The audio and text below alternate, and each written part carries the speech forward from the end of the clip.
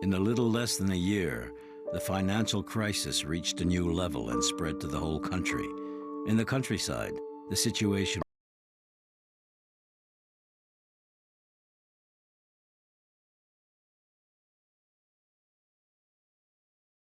was hard, and their produce became unsellable. There were millions of cadets were thrown off their land and took to the roads.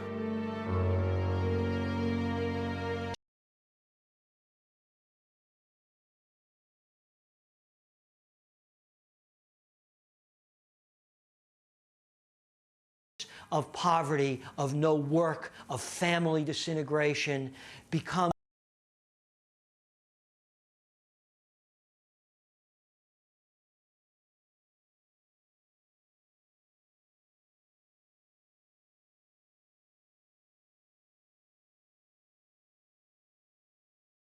of evicted farmers looking desperately for work someplace, migrant by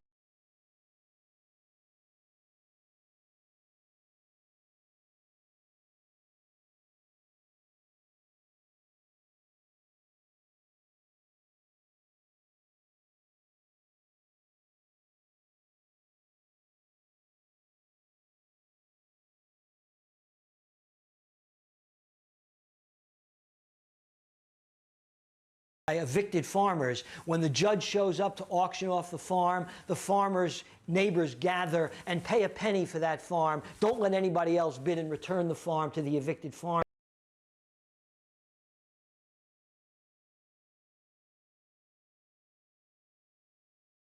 Take it out. We can't use that stuff. We've got to go back to the music.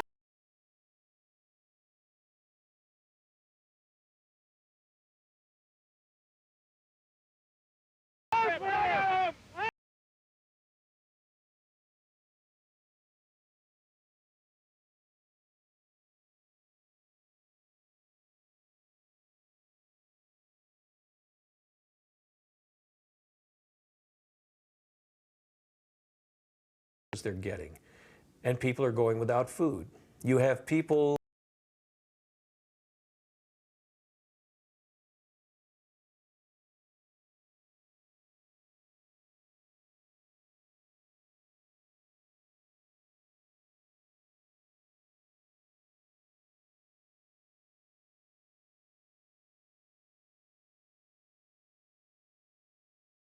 and when you've got an explosion of this kind, it's very difficult to just stick the bits together again and carry on as if nothing happened. The steel industry is operating by 1931 at 10% of its capacity.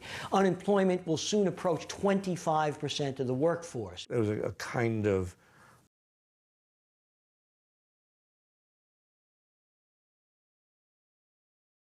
there were picket lines and demonstrations. The Communist Party was leading a struggle.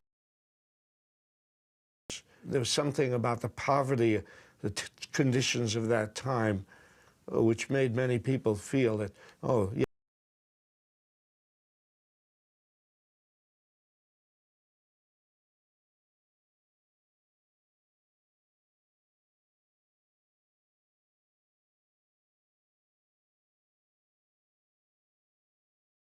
And radical militants.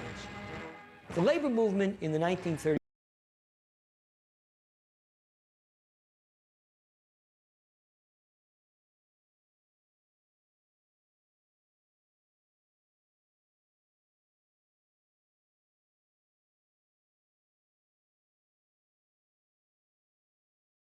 à des images chocs, à des révoltes sporadiques. À Dearborn, là où Ford a licencié les 3/4 de ses salariés, il y a eu des émeutes où là aussi.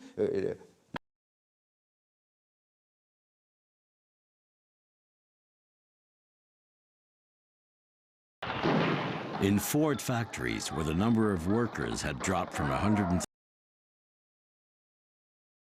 were lucky enough to keep their jobs, saw their monthly salary fall from 50 fire on them. 5 were killed and dozens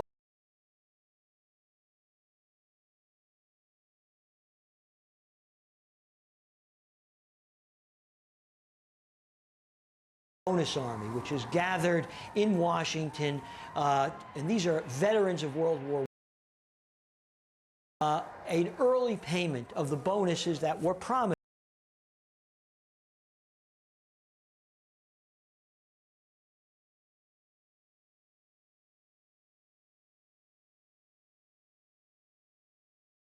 Every way they could, they came to Washington, D.C.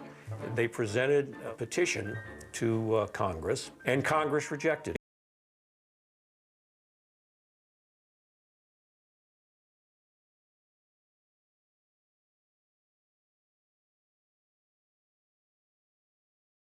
They didn't have any reason to go home, so they just stayed on. And they were no threat.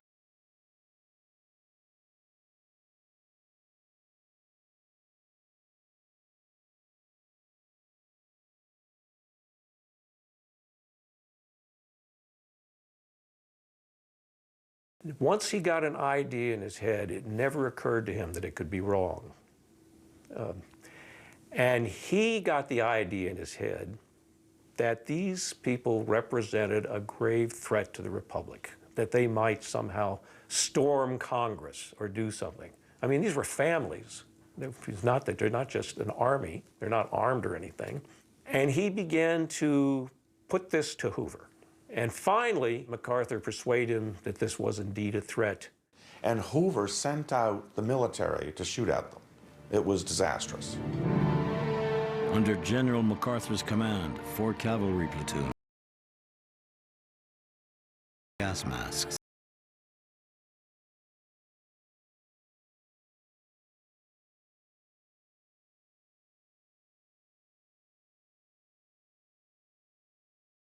Two people were shot dead and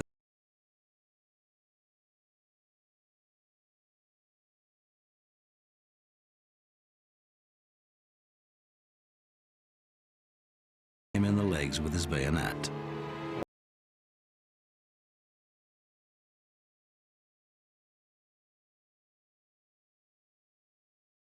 Was Herbert Hoover must have lost his mind. This destroyed the last shred of credibility he had. MacArthur, because he was MacArthur, went to his grave believing he'd save the Republic from, a revolution. A great irony that the military heroes of World War II, MacArthur, Eisenhower, would attack the veterans of World War I and break up the bonus army. And this so angered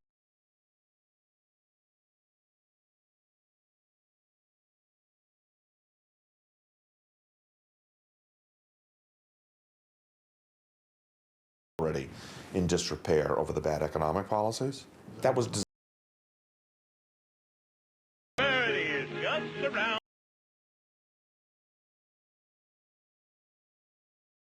We've turned so many corners now, we're dizzy.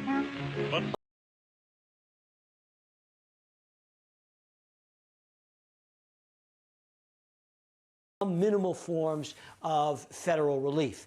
But all of Hoover's actions don't measure up to the dimensions of the crisis. They don't come close to measuring up to the severity.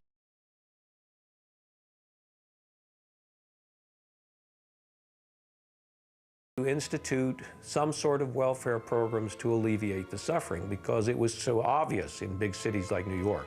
Roosevelt himself, of course, was rich, an aristocrat, and he was not really attuned to the lives of the poor. His wife, Eleanor Roosevelt, she actually went into poor districts and she saw how people lived. She had seen with her own eyes the conditions of the poor, how much poverty there was and how much distress there was made known to Roosevelt, not directly, but from his wife. Everybody expected Eleanor Roosevelt to show up because she was his eyes and ears, and she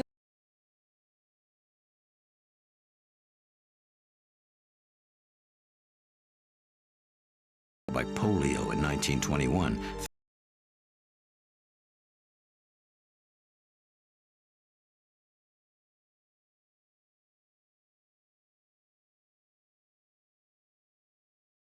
Waiting upon him like the Messiah. There's a poem called Waiting on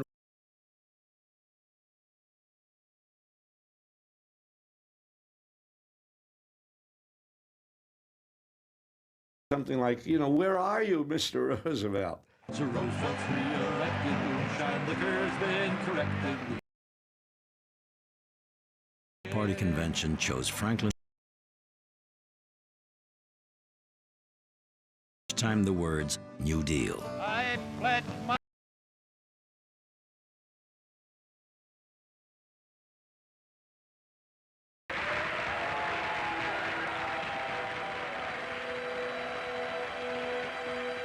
In this dramatic context, the elections in November 1932 had symbolic significance.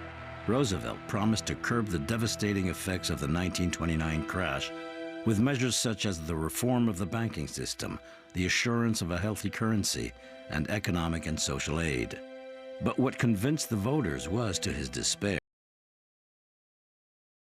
the amendment which prohibited the consumption of alcohol, in other words, the end of the prohibition. Franklin D. Roosevelt won with 23 million votes, compared to Hoover, who only obtained 16 million. This landslide victory put the Democrats in power for the next 20 years. Franklin D. Roosevelt, President of the United States.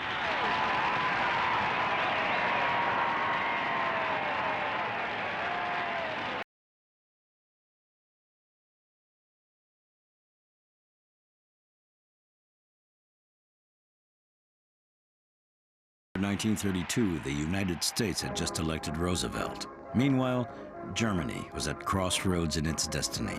The economic crisis threw many worried, desperate Germans into Hitler's arms. The capital repatriated to the U.S. brought him instant success. They're not going to put a painter in Bismarck's chair, Roosevelt commented. J'ai encore souvenir très précis d'un certain nombre de champs hitlériens et des drapeaux à croix gammée vraiment partout. Tout d'un coup, on se retrouve devant les hitlériens qui siègent d'ailleurs au Reichstag en uniforme, qui dans la rue commencent à battre les gens, et la terreur commence à s'installer dès l'automne 1932. The anxiety, the fear, the scapegoating that naturally occurs.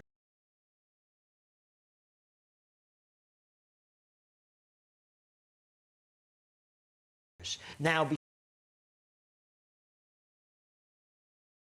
the collapse. Communists, Jews. Mon père est donc directeur d'une clinique pédiatrique, professeur à l'université, franc-maçon, électeur, père de famille et juif. Et Hitler l'a réduit à l'état de juif. Il a été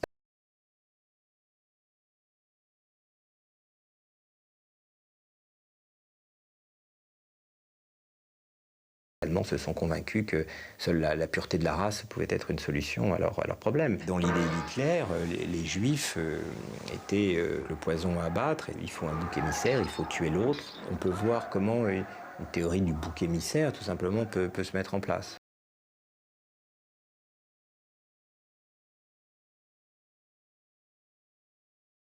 Hitler faisait moins de 2%.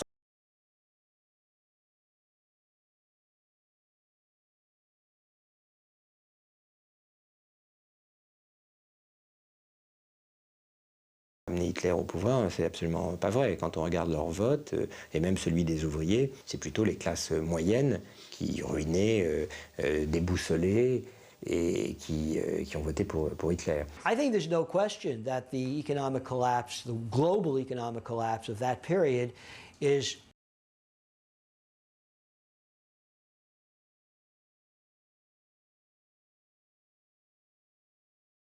politically placid as the United States. The growth of fascist movements against Jews and Wall Street, Semitic producers of the Depression as Shylocks who are looting the American economy. There's a tradition of that, a kind of underground tradition of that in American political.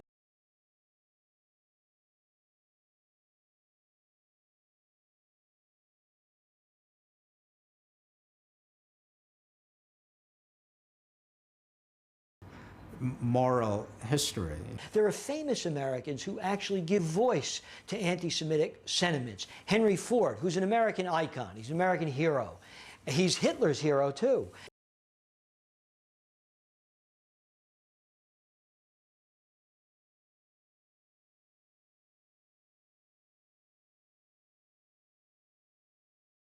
became a book, a bestseller, called The International Jew. And it was about how Jewish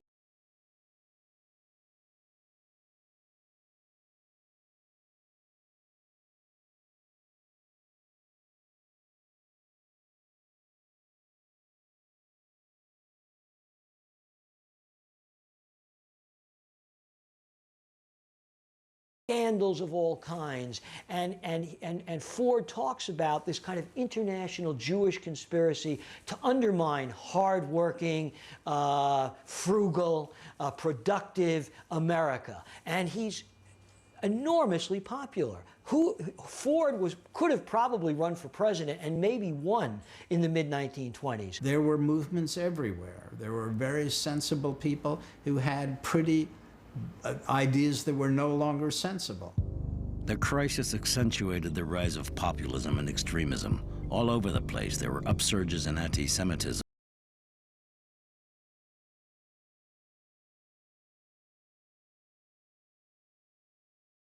Is to maintain forever the supremacy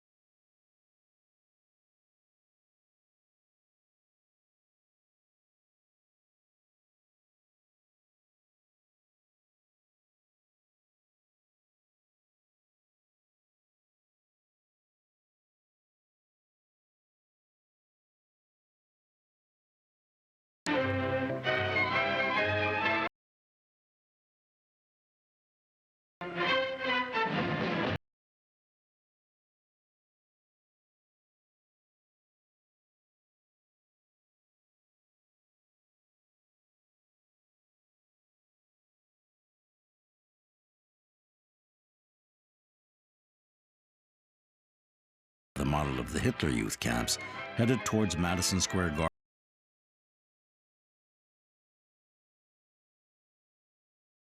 The crowd booed President Franklin D. Roosevelt and made the Nazi salute, crying out, "Heil Hitler."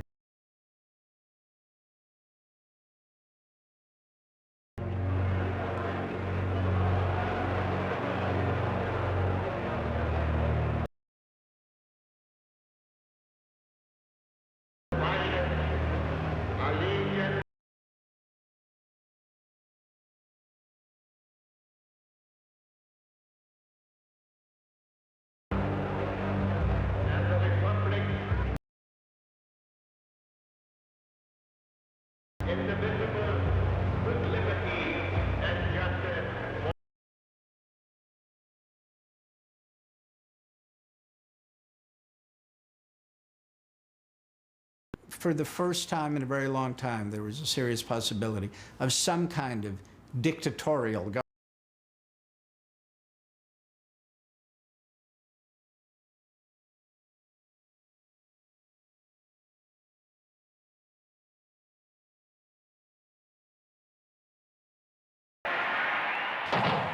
On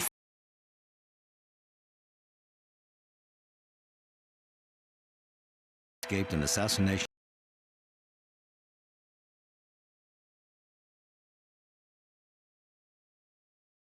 Thanking the Lord for sparing Roosevelt.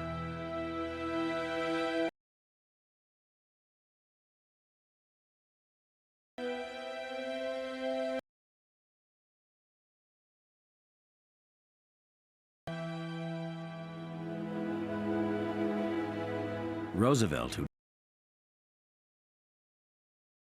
multiplied by 20 the traveling in open-top car, seen as a red by the business world, the Supreme Court.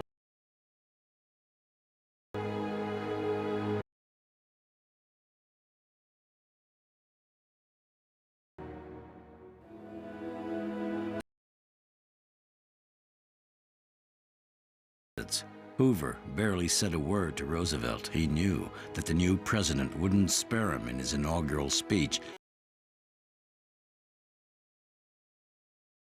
The somber reality of the present. Those who governed us failed because they knew nothing but the laws of profit.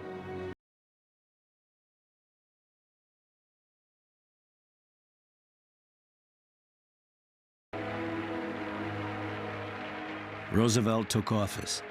He made a superhuman effort to give the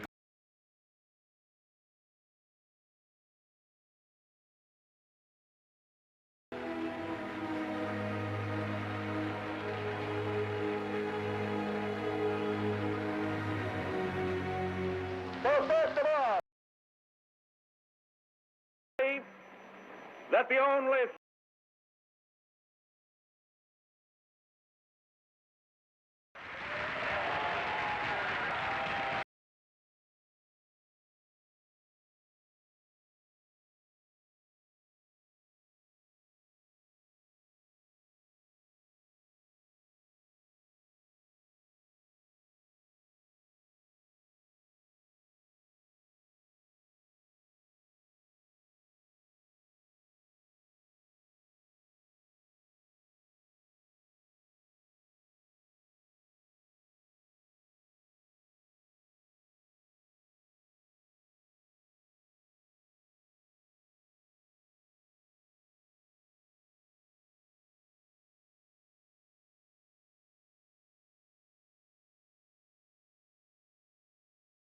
keep it under the mattress.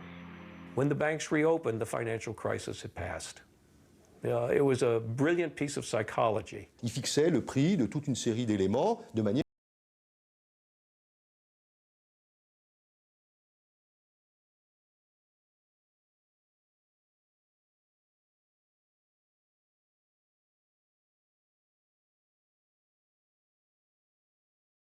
Not yet.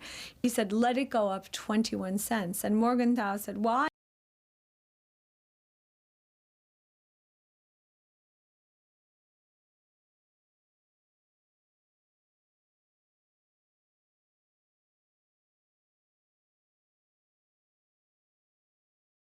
If anyone knew how we set the gold price, they would be frightened. What Roosevelt has that Hoover lacked is an open mind. He's experimental. He's willing to hear dissident voices, even voices he doesn't agree with, and also a recognition that the crisis is severe and you must try something, and if that something doesn't work, try something else. Don't sit there. Roosevelt crée les bases d'un monde nouveau. Mais en même temps, la dimension mythologique, c'est qu'il n'y avait pas de plan concerté, c'était un tâtonnement généralisé. People have nothing to sustain them through these difficult times and no wherewithal to purchase. Franklin Roosevelt recognized that this crisis of underconsumption is killing, potentially fatal. Pour lutter contre la crise, il faut qu'on embauche des chômeurs à creuser des trous le matin, qu'ils reboucheront le soir. Peu importe l'utilité sociale de cette embauche, ce qui compte, c'est de restaurer la capacité à consommer des agents qui, sinon, peuvent tout simplement dégringoler.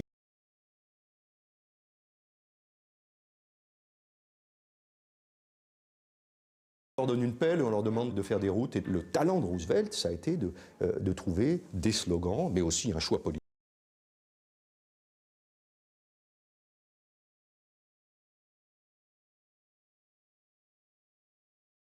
De Hoover. Hoover était, lui, le représentant du monde des affaires.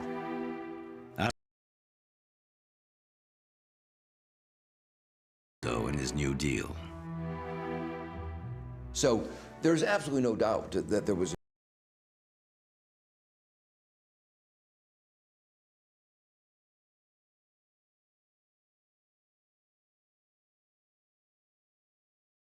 Roosevelt chose Joseph Kennedy, the father of the future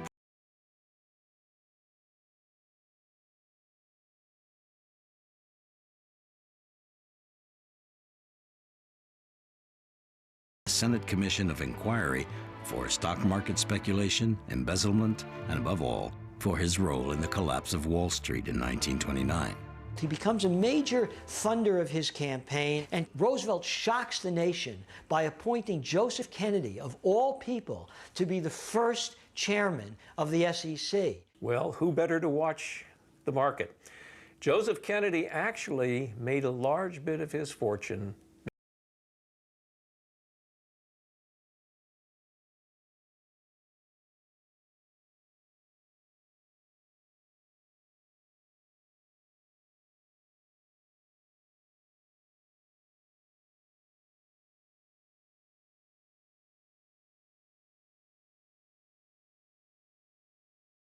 because he knew eventually they'd be worth a lot.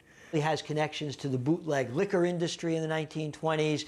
He's a larger-than-life figure who becomes enormously wealthy and enormously despised by ordinary Americans as a not-to-be-trusted speculator who makes a fortune off of other people's misfortune.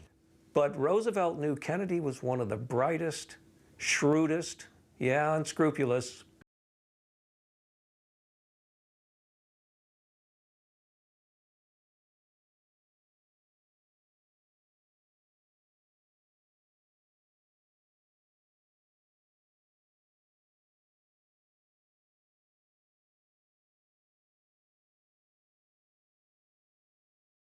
Kennedy, as the first SEC chairman, was known himself for being somewhat of a swindler and a fraud. But to me, it's not inconsistent with what the SEC stands for. What the SEC stands for is an agency that permits and institutionalizes and exonerates fraud instead of fighting it. So the fact that Kennedy headed the SEC was actually quite appropriate. Roosevelt's naivety and lack of tact were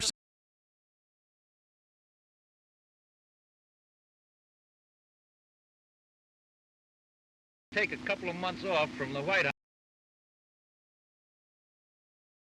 the way they have. The only difference is that they've put on an average of about 12 pounds apiece since they got here, and I'm trying to take off 12 pounds.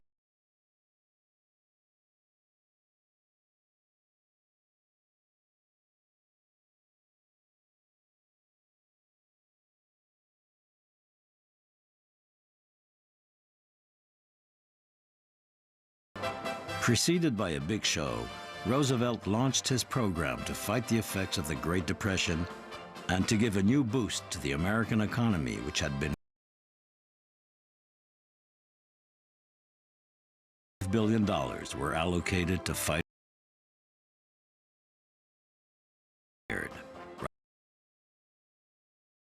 Roosevelt had 15 key laws passed: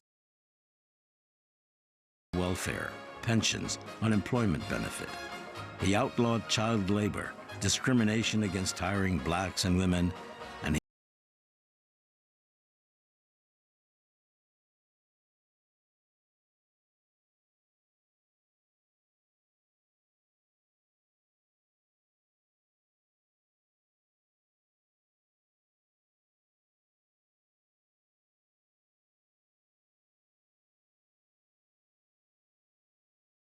The New Deal changed America. We built countless roads, bridges, dams, schools, roads and bridges here in New York City where we're sitting today that were built with New Deal money. It changed America dramatically. That wouldn't have occurred, and it set the stage for the post-World War II economic expansion. Government spending had been used to build highways, construct schools, build hospitals, invest in research. We move into a welfare state, which we had not had before, but they are really trying to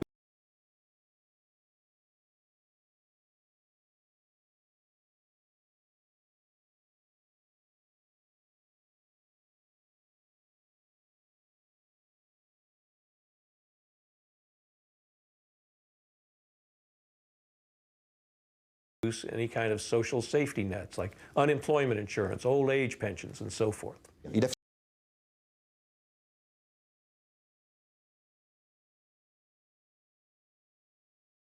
Social Security did not apply to the poorest of workers, and these were the black workers. It did not apply to domestic workers, maids, dishwashers, porters. These were the jobs that were held by black people.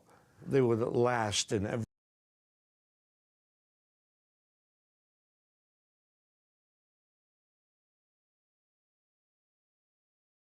From the New Deal measures in the way that white people did. African Americans were in the same position as other Americans, but worse, because they had been worse to begin with, and comes the Depression, the situation is extremely difficult. The workers and the black people were not the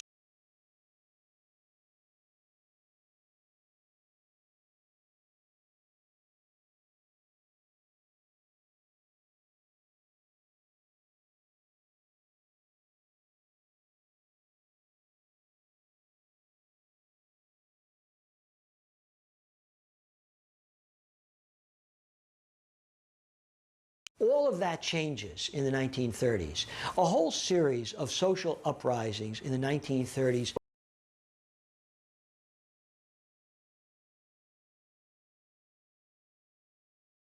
Roosevelt himself.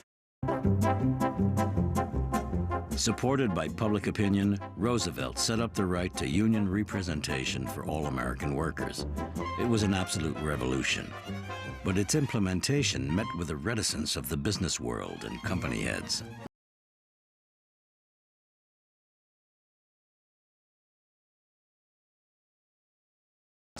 But the bosses finally gave in as industry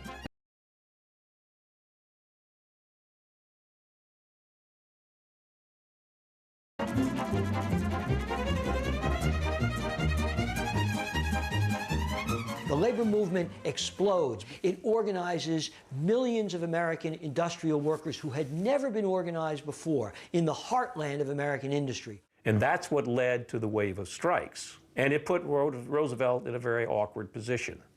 And I don't think he regretted any of that, but it did make recovery that much more difficult. There was a general strike in San Francisco, the whole city tied up. Deputy was beaten to death and scores were In Minneapolis.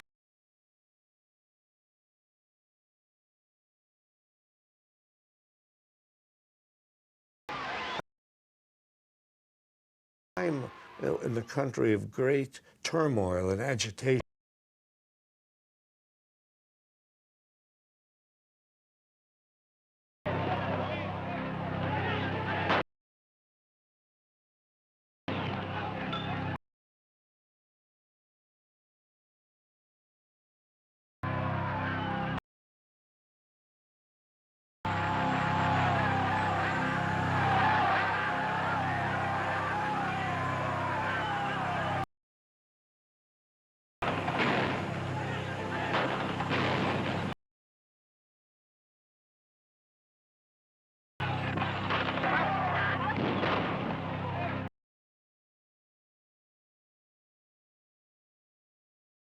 had broken the new laws. Steel factories in Chicago refused to recognize the unions. Faced with the quasi-insurrectionary, killed 10 workers and injured nearly 100. And the National Guard.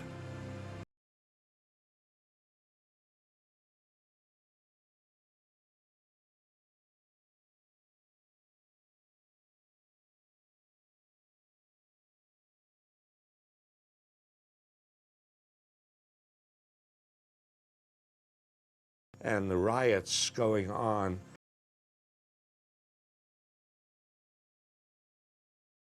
Whether the capitalist system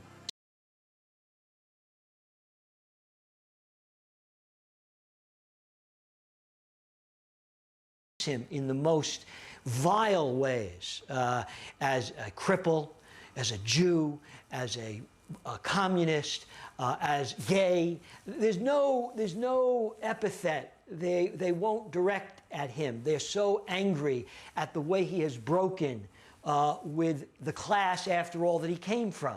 He's considered a traitor to his class.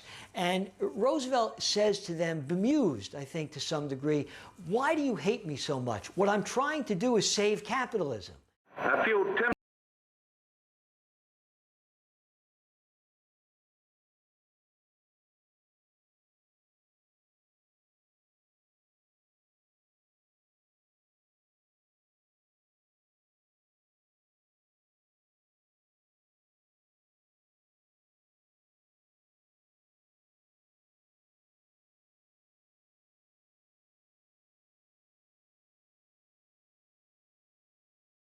things that Roosevelt did, those New Deals were good. Other parts of the New Deal were absurd. The only sector which didn't improve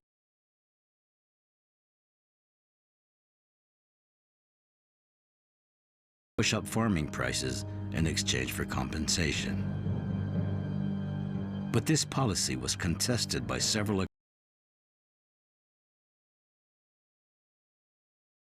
of wealth, which was contrary to the most elementary morality.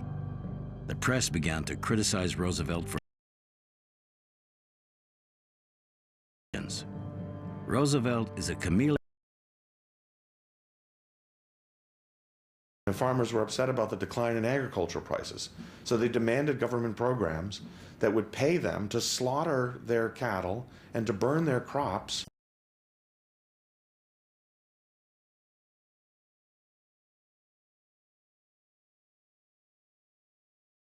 Because they actually thought the problem was too many agricultural products. That's scary, you know, because you're committing suicide there.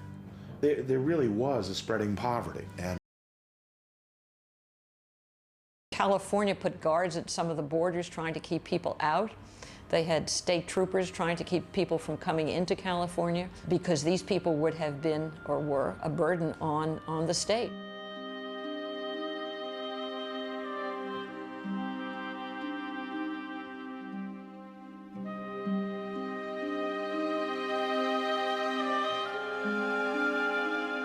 You could literally see the Depression etched in the faces. That's one of those wonderful photographs of people like Walker Evans and others. You can see the torment. It's like a cancer that ate at the spirit of the American people. And one of the famous pictures of the Depression is of the migrant mother that was taken in a pea farm in California. She was a migrant worker coming from another part of the country with her children.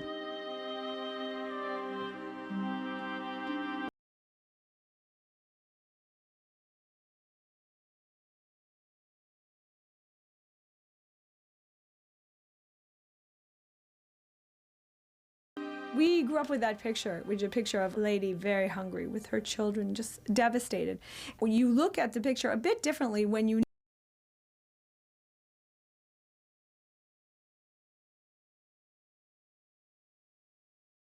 we had to make the Depression look bad to keep our job. So you can have real poverty, but also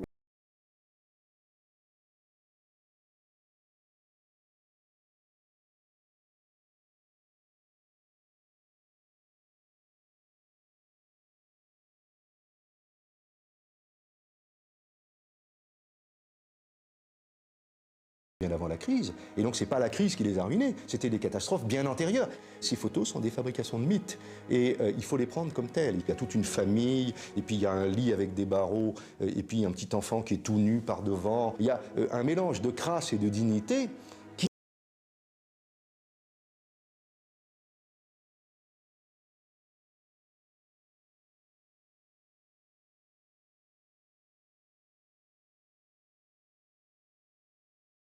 Photographs as propaganda on behalf of the New Deal. And they were. In some sense, they were, because a new culture is being born then. It's a culture of popular solidarity, very foreign to America. And it is propaganda, but it's much more than propaganda. It's a new way of life that's born in the 1930s.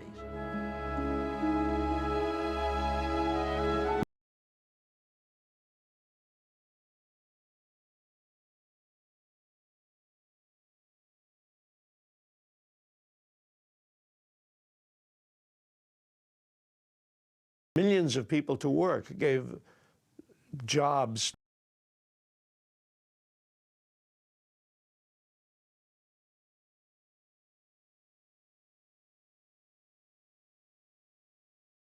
Unquestionably. But that's never been in doubt.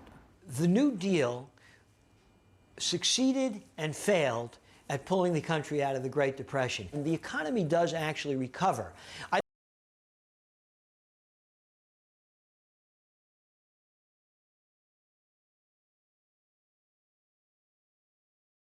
Own homes again, or to be able to meet their mortgage payments. There was a sharp rise in the economy, a sharp expansion, and by 1937, the GDP, the total income of the country, was back to the 1929 level after a very sharp fall in the first 4 years.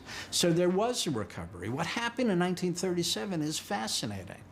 Roosevelt listened to a small group of economists and making the claim that you better cut back government spending. So Roosevelt started cutting back on the New Deal, cutting back on the expenditures. And no wonder, as we contracted the expenditures, the economy started weakening. What happened? Back into recession. and unemployment rate went up again. And there was another depression.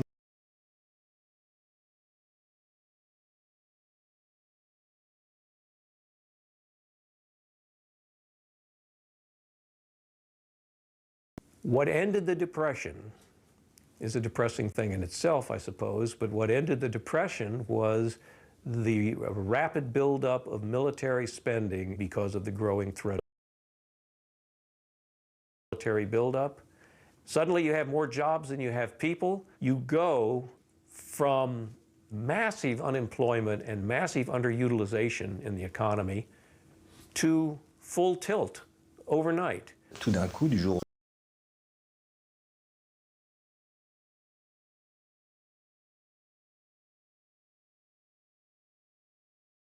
etc. Oui, il n'y a pas de doute que ça a joué son rôle. Was associated with an immense drive for armaments production on a massive scale, but also for all the things that soldiers need, for trucks and clothing, and this was what got America back to work again. The economy was boosted by the war industries. So it was a kind of artificial way of keeping the economic system going.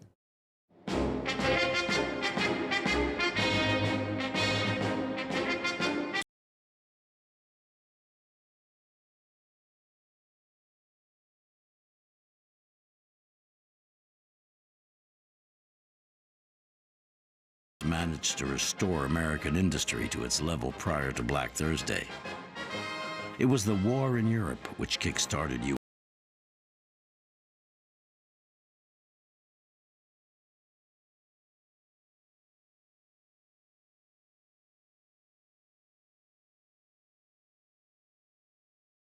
Some people have made the wrong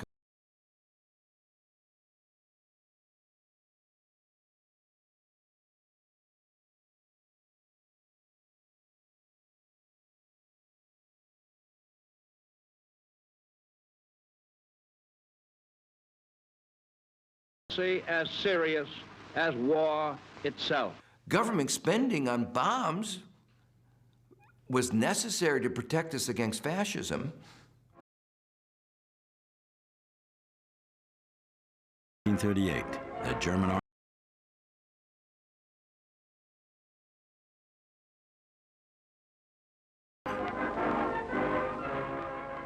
And it's essentially only the Second World War that brings the United States back to full employment. So that is certainly true. We did not return to what we consider full employment until 1940. Does war take us out of the Depression? I would be loath to say that, but it certainly had some impact on it. That pump priming on a massive scale, represented by World War II, produces a prolonged period of prosperity that lasts for another generation after the war. And in 1944 and 45, the greatest fear of the American people was, when the war ends, will the Depression come back? 2 million bushels of North African grain, resold to Germany for Swiss francs, paid for by a consortium of banks with a deal in futures that the stock exchange unloads for coffee from Brazilian uplands, destined for Paris before the whole deal sinks. The checks, written in indelible inks, outer race Atlantics, winter hurricanes, our benefactors, 3 trusts they compete for honor, glory, power, and of course, profits where all happiness is contained. We learned something from the Great Depression.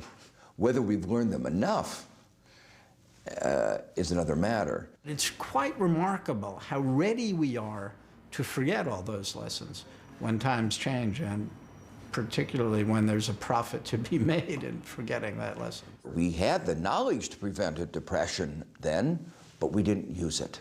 We didn't know how to do that after 1929, or there wasn't enough conviction for the government.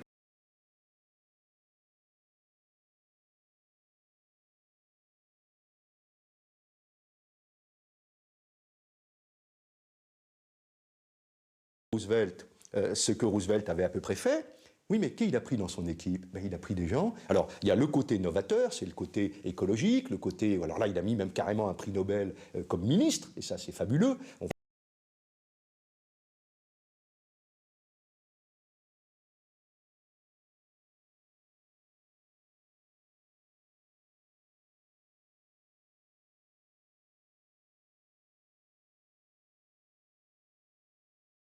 viendra sur l'ouvrage jusqu'à ce que ça marche. Mais on a perdu quand même beaucoup de temps. Cette crise, elle a commencé au cours de l'été 2007. On est en 2009.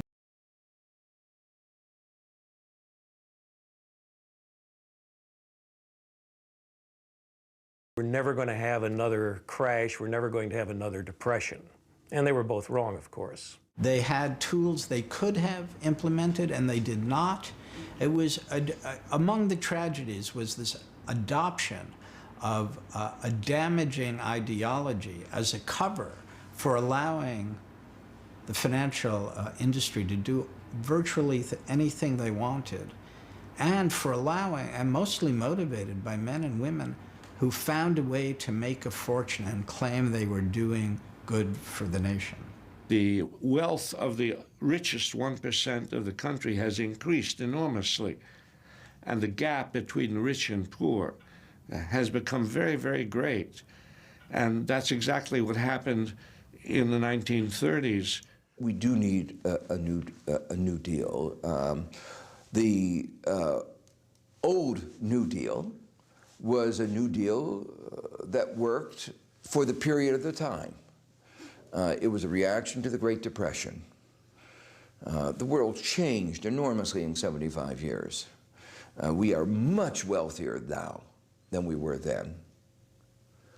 But we have not shared the fruits of that wealth equally.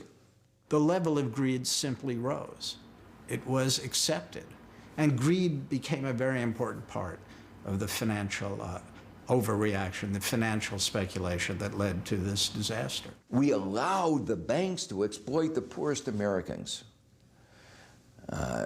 Millions of Americans are losing their homes and with it their life savings. They were preyed on. There was predatory lending. We knew it was going on. It's an unfair system. Those who are poor have nobody to defend them.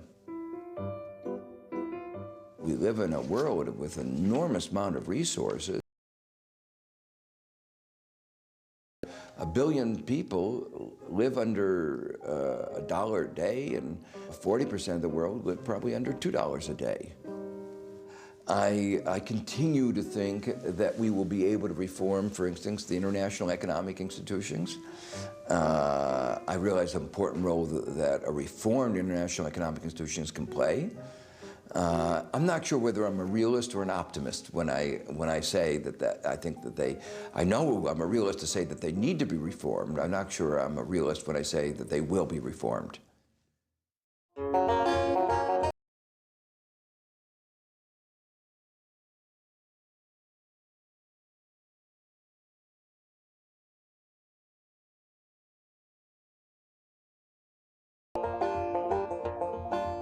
2 million bushels of North African grain, resold to Germany for Swiss francs.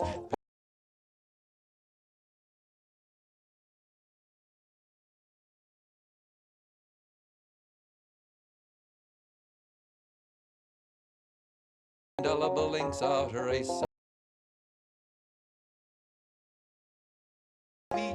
Needless to say, the deal was a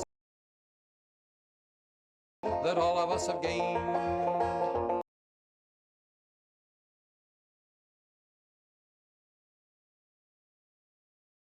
Where all happiness is contained.